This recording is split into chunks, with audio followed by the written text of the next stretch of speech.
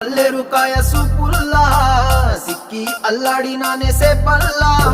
పసిడి పచ్చాని అరసేతుల్లా ధర పోస్తా ప్రాణాలు తానే అడగాల సీతాకోక